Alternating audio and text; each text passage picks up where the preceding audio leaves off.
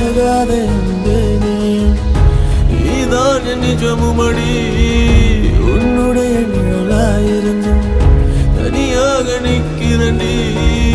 தலைக்கோதும் நண்படியில் நான் சாய வேண்டுமடி.